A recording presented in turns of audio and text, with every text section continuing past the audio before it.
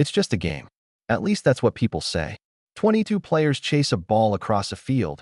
One team wins, the other loses, and life goes on. But if football is just a game, why do millions of people cry when their team loses? Why do strangers hug each other after a last-minute goal? Why do entire cities come to a standstill during important matches? And why do some fans remain loyal to a club for their entire lives, even when that club brings them more heartbreak than happiness? The answer lies deep within human psychology. Football is not just entertainment. For many people, football becomes part of their identity. When someone says, "We won," after their team wins, they usually weren't on the pitch. They didn't score a goal. They didn't make a tackle. Yet they genuinely feel like they were part of the victory. This happens because the human brain naturally seeks belonging. For thousands of years, survival depended on being part of a tribe. People who belonged to groups were more likely to survive. Those ancient instincts still exist today. Modern football clubs often become substitutes for tribes. Fans wear the same colors, sing the same songs, follow the same traditions. They become part of something bigger than themselves. And when the team succeeds, the brain interprets that success almost as a personal achievement.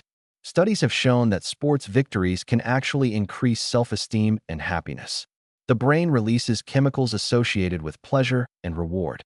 In a sense, supporting a football club can create emotional highs that feel incredibly real. But football is not only about winning.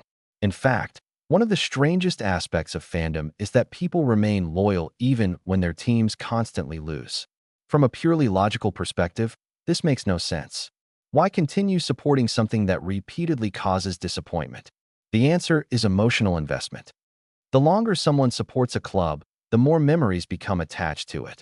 Childhood experiences, family traditions, friendships, celebrations, even painful defeats become part of a person's life story. Eventually, supporting the team becomes less about football and more about preserving a connection to those memories. Football also provides something increasingly rare in modern life: shared emotion. Most people experience daily life in relatively small social circles. But inside a football stadium, tens of thousands of people can feel the exact same emotion at the exact same moment. Joy, hope, fear, relief. Few experiences in modern society create that level of collective emotion. This is one reason football atmospheres feel so powerful. Fans aren't just watching a match. They are participating in a shared emotional event. Another reason football becomes addictive is uncertainty. Psychologists have discovered that unpredictable rewards are often more powerful than predictable ones. A team might lose 3 matches in a row, then suddenly score a dramatic winner in the final seconds. Those emotional swings create anticipation and excitement that keep fans engaged year after year. The possibility of something extraordinary happening at any moment keeps people coming back. Football also gives meaning to ordinary weeks.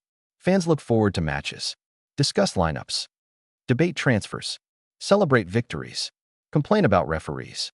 The sport creates stories that continue long after the final whistle. For many supporters, football becomes a rhythm that helps structure life itself. Yet perhaps the most important reason football creates obsession is that it allows people to feel deeply.